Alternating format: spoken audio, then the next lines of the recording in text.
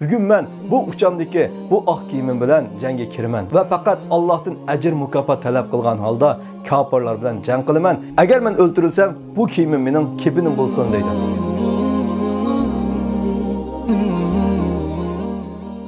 Peygamber Aleyhisselam mübarek hadisida Ramazan ayının nusrat ayı ekanligi haqida to'xtalib mundaq deydi. Bu ayning avvali rahmat, o'ttiri mag'firat, oxiri bo'lsa, gadallarni davzaqdan ozod qilish ayidir. Shundoq, Ramazan ayı bir musulmon uchun utuq qozonish ayi hisoblanadi.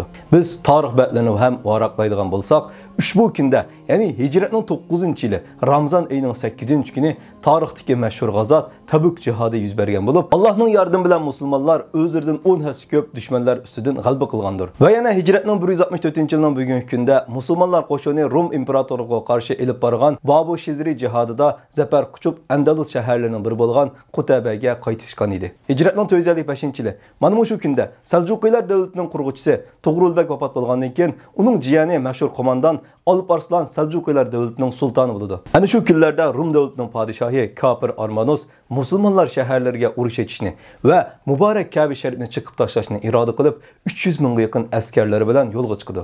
Bundan xabar topgan sulton Alparslan ularga qarshi jangga tayyorlandi. Vaholanki musulmonlar qo'shini 12 mingga yetmaydigan edi. Ikki qo'shin uchrashgan chaqda sulton Alparslan o'z qo'shiniga qarab, "Bugun men bu uçamdagi bu ah kiyimim bilan jangga kiraman va faqat Allohdan ajr mukofot talab qilgan holda kofirlar bilan jang qilaman. Agar men o'ltirilsam, bu kiyimim mening kepinim bo'lsin" deydi. Mana bu tarixdagi mashhur jihad Malazgirt jihadi bo'lib, Rum qo'shinining tangdan to'lisi tarmar qilinadi va Kabe sharifni chiqib tashlash uchun 300 ming askarni elib chiqqan Rum podshohi nihoyat xor holatda asirga tushdi. Yuqorqi voqealarga qo'shimcha qilib g'alaba va nusrat haqida qisqacha to'xtalib o'tamiz.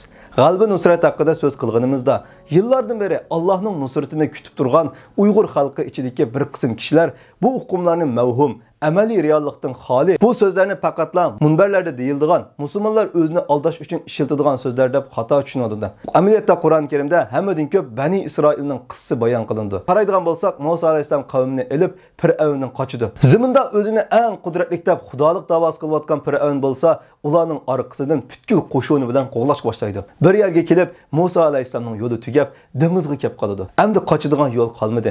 Hamma ish oxirlashgan o'xshaydi deganida bo'lsa, Allohning yordami keldi. Zolimlarning zolimi bo'lgan Fir'avn va qo'shini dengizga g'arq bo'ldi. Demak, bir mazlum kishining eng chorasiz vaqti Robbisiga eng yaqin vaqti hisoblanadi. Nusrat va g'alaba bo'lsa, Alloh taolo Qur'on Karimda alohida takror tilga olgan musulmonlarga berilgan bishoratdir. Faqat bizning xato tushunilgan yerimiz bo'lsa, uning reallikka aylanishi uchun Alloh bekitgan qonuniyatiga, shartlariga sal qarash. Qandoq odamlarga beriladigan mukofot ekanligini bilsakmi, hadislar o'zimizni u mukofotga loyiq deb his qilish. O'zimizni yaxshi tekshira olmaslik va yoki o'zimizni o'ylab nusratning shaxsga emas, kollektivga kelganligini, kollektiv uchun ham hozirlashi shart qilingan shartlarning mavjudligini unutib qolamiz va o'zimiz haqliq bo'la olmaganini oz deb va'da qilguvchi zotdan ag'rinishga boshlaymiz. Holbuki Alloh hech bir shubha qo'ymaydigan holatda intayin uchiq ifoda bilan, ya'ni ey iymon etganlar, agar sizlar Allohga, Allohning diniga yordam bersanglar, Alloh sizlarga dushmaninglar qarshi yordam beradi, qadaminglarni jihad maydonida mustahkam qiladi degan shartni uchiq bayon qilgan edi.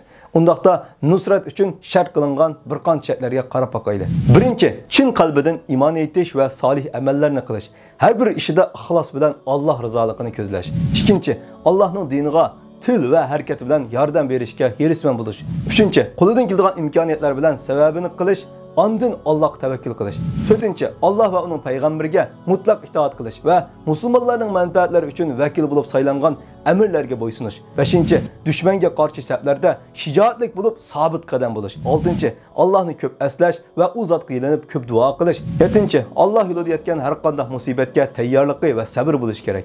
Oxirida ulug' Allohdan barchamizning iymonining sabit bo'lishini, bu muborak oyda qilgan ibodatlarimizning maqbul bo'lishini Janobi Haqdan so'rayman.